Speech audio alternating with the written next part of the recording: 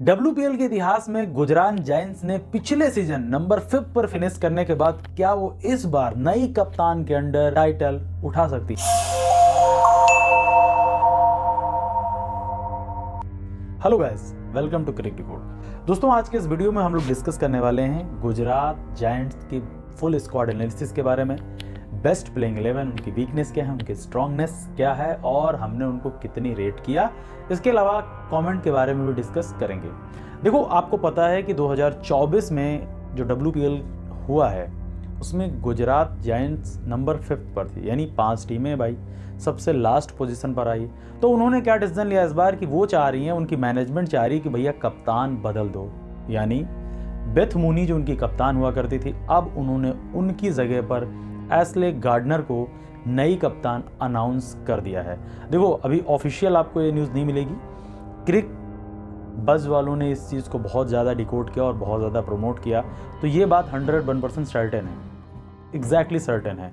तो जब वो नई कप्तान होंगी तो उनकी सोच क्या होगी, क्योंकि जब कोई नई कप्तान आती है या कोई नया प्लेयर आता है तो उसका माइंडसेट थोड़ा सा चेंज होता है।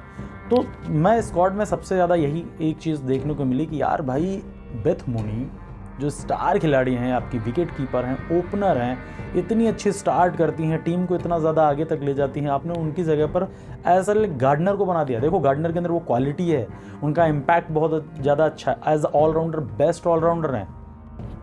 तो क्या वो इस बार चैंपियन बना देंगी? ये भी तो बहुत बड़ा सवाल है ना। दूसरी बात, जो पिछले सीजन में स्नेह राणा, आपने यार उनको रिलीज़ कर दिया। अब आपके पास स्नेह राणा नहीं है, यानी उनके कैलिबर का स्पिनर नहीं है, उतना बड़ा मैच विनर नहीं है। तो मुझे समझ नहीं आ रहा कि इस मिनी ऑक्शन में गुजरात ने काम अच्छा किया है या फिर बुरा। भाई, स्कॉट तो यही बता रहा है कि इनकी 2 स्टार खिलाड़ी, एक को उन्होंने कैप्टनसी से हटा दिया, दूसरी को उन्होंने रिलीज़ ही कर दिया, स्नेह राणा है ही नहीं।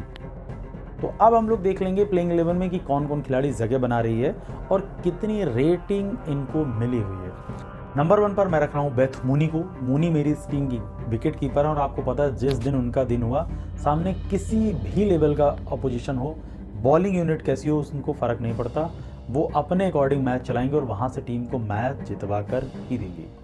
दूसरी खिलाड़ी कौन भैया? दूसरी खिलाड़ी लॉरा वॉर्वरट है।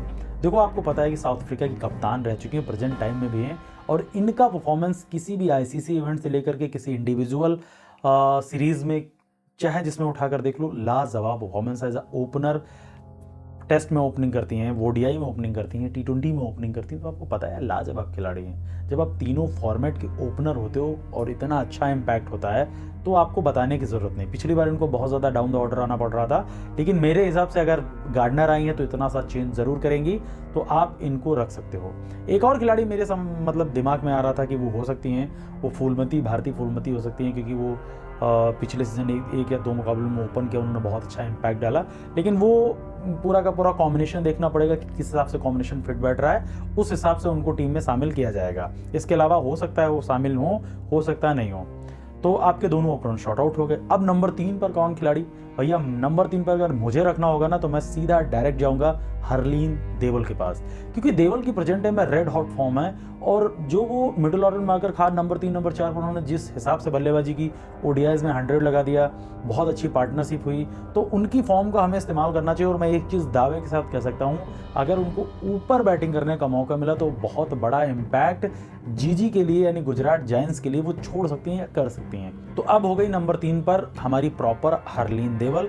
नंबर 4 की तरफ बढ़े तो वहाँ पर मुझे समझ आता है कि कप्तान एशले गार्डनर बेस्ट चॉइस है, क्योंकि आपको पेस बॉलिंग ऑलराउंडर है, बैटिंग डेप्थ करके देंगी, तो ये उनके अंदर एबिलिटी है और नंबर 4 के आसपास ही उनको होना चाहिए।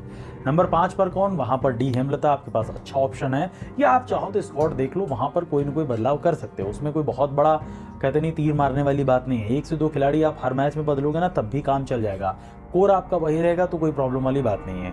तो डी हेमलता आपके पास नंबर 5 की खिलाड़ी हो गई, जो आपको ऑलराउंड एबिलिटी देंगी, 1-2 ओवर गेंदबाजी करके देंगी, इसके अलावा बैटिंग भी बहुत अच्छी कर लेती हैं। नंबर 6 पर हमने किस खिलाड़ी को रखा है? वहाँ पर हम जाएंगे एक फॉरनर खिलाड़ी की तरफ। अब आपको डिसाइड करना होगा कि इन दोनों में से कौन सी खिलाड़ी आएगी। एक खिलाड़ी जो इस बार आई है, डोंड्रा डॉटिन, वेस्ट इंडीज़ की हैं और बहुत अच्छी रेपुटेशन के साथ आई हैं।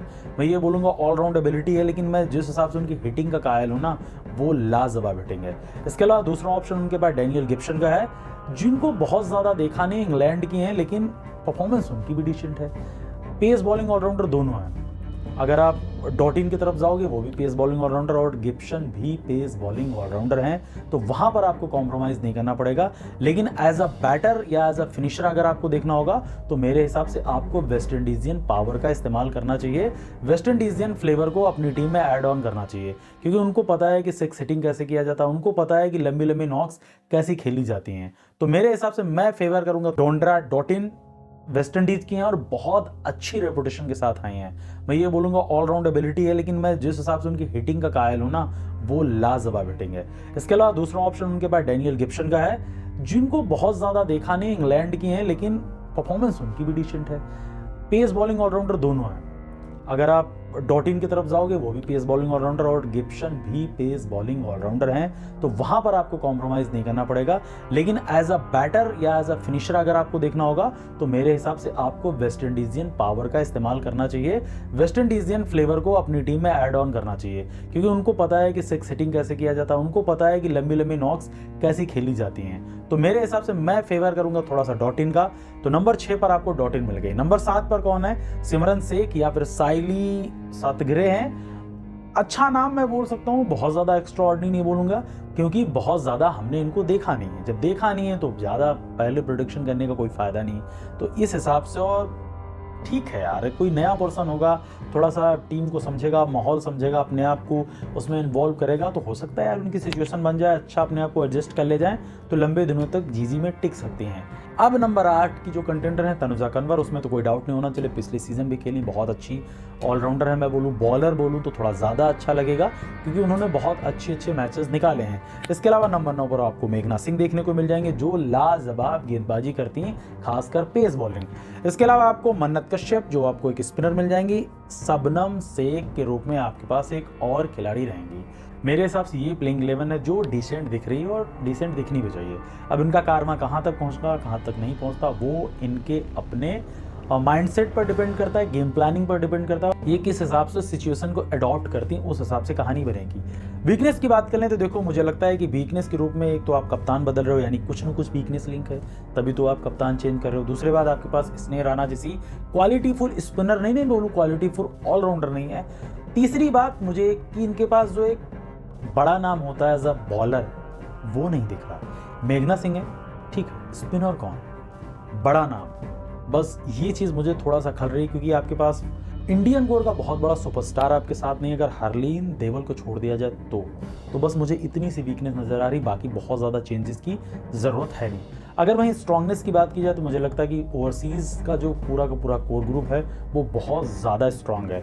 बेथ मुनी आपको बहुत ज़्यादा स्ट्रांगनेस प्रदान करती हैं, लॉरा आपके पास बहुत ज़्यादा एक्सपीरियंस लेके आती हैं और अपने आप को बहुत ज़्यादा काम और कंपोज रखती हैं।